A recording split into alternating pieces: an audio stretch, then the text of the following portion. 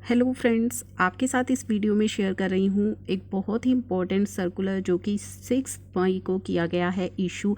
काफ़ी सारी चीज़ों को सीबीआईसी ने इस सर्कुलर में किया है क्लैरिफाई। तो चलिए जल्दी से स्टार्ट कर लेते हैं वीडियो को। अभी तक अगर आपने चैनल को सब्सक्राइब नहीं किया है तो पहले चैनल सब्सक्राइब कर लीजिए ताकि सभी इंपॉर्टेंट अपडेट्स आपको मिलते रहें। आपके सामने ओपन किया है सर्कुलर नंबर 138 जिसकी डेट है 6 मई 2020। Clarification in respect of certain challenges faced by registered person in implementation of provision of GST law. तो इस सर्कुलर में जीएसटी लॉ को इम्प्लीमेंट करने में जो टैक्स पेयर्स को प्रॉब्लम्स आ रही हैं उन प्रॉब्लम्स को, उन चैलेंजेस को क्लैरिफाई किया गया है। इससे पहले सर्कुलर नंबर 136 जो कि 3 अप्रैल को इशू किया गया था एंड सर्कुलर नंबर 137 जो 13 अप्रैल को इशू किया गया था, उसमें काफ़ी सारे डाउट्स क्लियर किए गए थे सीबीआईसी के द्वारा ताकि वो अपनी जो जीएसटी के कंप्लेंट्स हैं उनको कर सकें। अब ये इम्पोर्टेंट सर्कुलर इशू किया गया है जिसमें काफ़ी सारे डाउट्स क्लियर किए हैं। पहले हम इस सर्कुलर के पॉइंट नंबर 4 एंड 5 को कवर करेंगे, उसके बाद हम पॉइंट नंबर 1, 2, 3 पर जाएंगे क्योंकि वो तीनों पॉइंट्स आपस में रिलेटेड हैं। तो पहले पढ़ते हैं पॉइंट नंबर 4 की तरफ।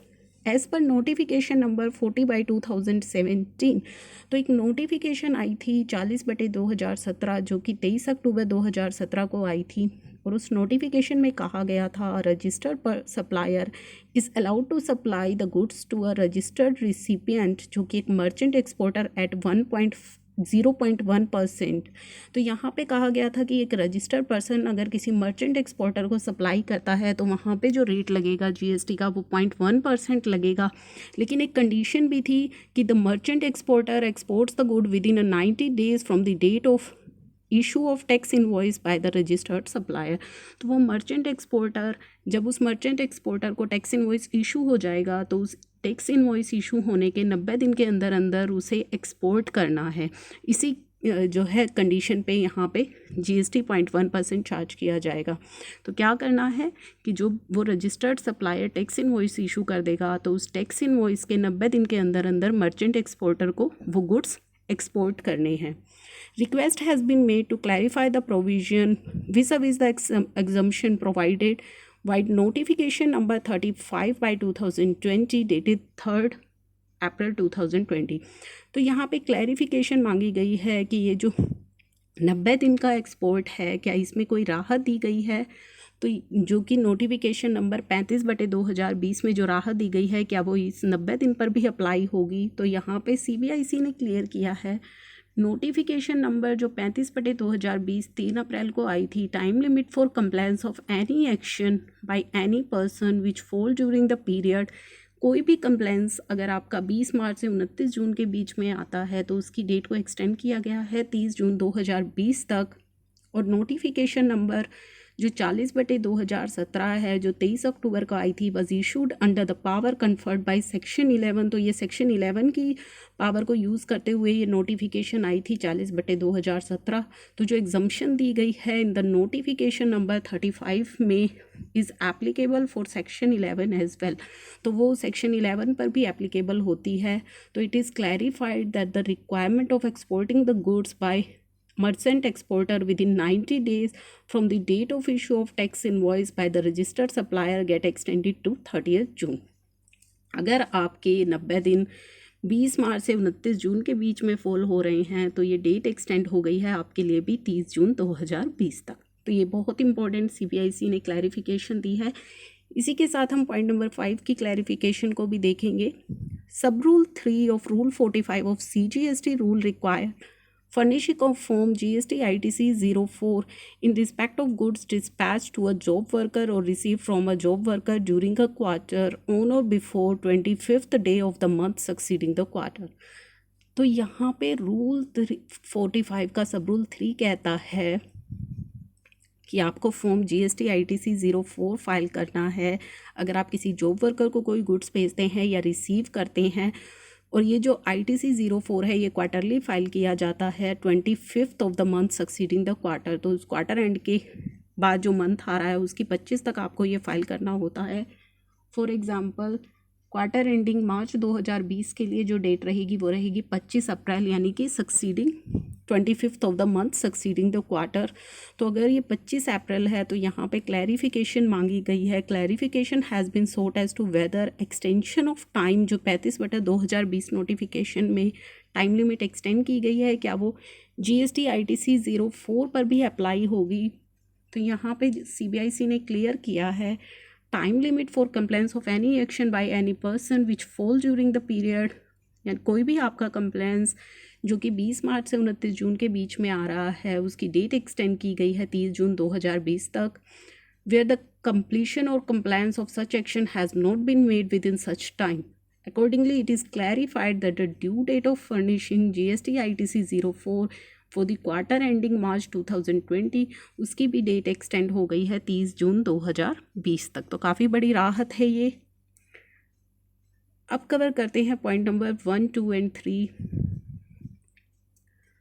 तो पॉइंट नंबर 1 कहता है, एक नोटिफिकेशन आई थी, नोटिफिकेशन नंबर 11/2020, जो कि 31 मार्च को आई थी, under section 148 of CGST act provided that जो इंटरिम रिजोल्यूशन है और CIRP है, प्रोफेशनल है, is required to take separate registration within 30 days of issuance of the notification. उन्हें इस नोटिफिकेशन के 30 दिन के अंदर अंदर जो है नया रजिस्ट्रेशन लेना है। अगर आप जो है debtor, it has been represented that the IRP and IRP are facing difficulty in obtaining registration, और यहाँ पे जो है IRP और RP को रजिस्ट्रेशन लेने में डिफ़िकल्टी हो रही है लॉकडाउन की वजह से। तो ऐसे केस में उन्होंने क्लैरिफिकेशन मांगी है। तो क्लैरिफिकेशन नंबर, अभी नोटिफिकेशन नंबर आई है 39/2020, जो कि 5 मई को ही आई है। The time limit required for obtaining registration bye IRP and RP of special procedure prescribed by notification number 11/2020 has been extended। तो यहाँ पे इस रजिस्ट्रेशन की डेट को एक्सटेंड कर दिया गया है नोटिफिकेशन थ्रू नोटिफिकेशन नंबर 39, जो कि कहता है कि आपको या तो विद इन 30 days ले लेना है और by 30 June whichever is later. तो 30 जून तक ये डेट एक्सटेंड कर दी गई है। उसके बाद नोटिफिकेशन नंबर 11/2020 में ही कहा था कि अगर IRP and RP in respect of corporate debtor has to take new registration with effect from the date of appointment. तो यहाँ पे क्लैरिफिकेशन मांगी गई है whether IRP would require to take fresh registration even when they are complying with all the provision of GST law under the registration of corporate debtor. अगर उन्होंने अपने पुराने रजिस्ट्रेशन में, जो कॉर्पोरेट डेटर्स हैं, उन्होंने अपने पुराने रजिस्ट्रेशन में सभी जो है कंप्लेंट्स कर दिए हैं, सभी GSTR 3 भी फाइल कर दी हैं, GSTR 1 फाइल कर दी हैं, तो क्या उन्हें भी सेपरेट रजिस्ट्रेशन लेना होगा। तो यहाँ पे उन्होंने क्लैरिफाई किया है, द नोटिफिकेशन जो आई थी 11/2020 was issued to devise a special procedure to overcome the requirement of sequential filing of form GSTR 3B and to align it with the provision of IBC act 2016। यहाँ पे कहा गया था कि अगर आपकी कोई GSTR 3B की फाइलिंग रहती है तो आप एक फ़्रेश रजिस्ट्रेशन ले लीजिए और आगे से कंप्लेंट्स करते रहिए। तो नोटिफिकेशन नंबर 39 ने उस नोटिफिकेशन को अमेंड किया और कहा कि the corporate debtor who have not defaulted in furnishing the return under GST would not require to obtain separate registration. अगर आपने अपनी GST कंप्लेंट्स में कोई डिफ़ॉल्ट नहीं किया है, आपने अपने सभी टैक्सेस पे कर दिए हैं, तो आपको दोबारा से रजिस्ट्रेशन लेने की आवश्यकता नहीं है। Accordingly it is clarified IRP and RP would not require to take fresh registration in those cases where statement inform GSTR 1 and 3B for all the tax period prior to the appointment of IRP and RP have been furnished। तो अगर IRP और RP के appointment से पहले आपने अपनी GSTR 1 और GSTR 3B file कर दी हैं तो आपको सेपरेट रजिस्ट्रेशन लेने की रिक्वायरमेंट यहाँ पे नहीं है। अब जो थर्ड इम्पोर्टेंट डाउट है वो है, another doubt has been raised that the present notification has used the term IRP and RP interchangeably, and in cases where an appointed IRP is not ratified and a separate RP is appointed, whether the new GSTN shall be transferred from IRP to RP or both will need to take fresh registration। तो यहाँ पे कहा गया है कि दो terms बार बार use हो रही हैं, IRP एंड RP।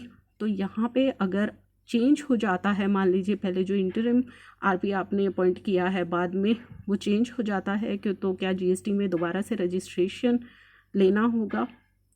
तो in case where RP is not as same as IRP, or in case where a different IRP and IRP is appointed midway during the insolvency process, तो insolvency process के दौरान अगर हमारा IRP RP change हो जाता है तो change in GST system में भी carried out by amendment in registration form. तो यहाँ पे आपको सिर्फ और सिर्फ रजिस्ट्रेशन फॉर्म में चेंजेस करने होंगे। Changing the authorised signatory is a non core amendment and do not require approval of tax officer. तो ऑथोराइज सिग्नेटरी जो है आपको चेंज कराना होगा। However, if the previous authorized signatory does not share the credentials with his successor, अगर पहला जो हमारा ऑथोराइज सिग्नेटरी है वो क्रेडेंशियल शेयर नहीं करता है न्यूली अपॉइंटेड पर्सन को, तो ऐसे केस में newly appointed person can get his detail edit through the jurisdictional authority as primary authorise signatory. तो वो जुरिडिक्शनल अथॉरिटी की हेल्प से जो है उसे चेंज कर सकता है। The new registration by IRP shall be required only once, and in case of change after initial appointment, it would be deemed to be change of authorized signatory। तो registration आपको एक बार ही लेना है। अगर आपका IRP या RP चेंज हो जाता है बीच में तो सिर्फ इसे ऑथराइज सिग्नेटरी का ही चेंज माना जाएगा। It would not be considered as distinct person on every such change after initial appointment।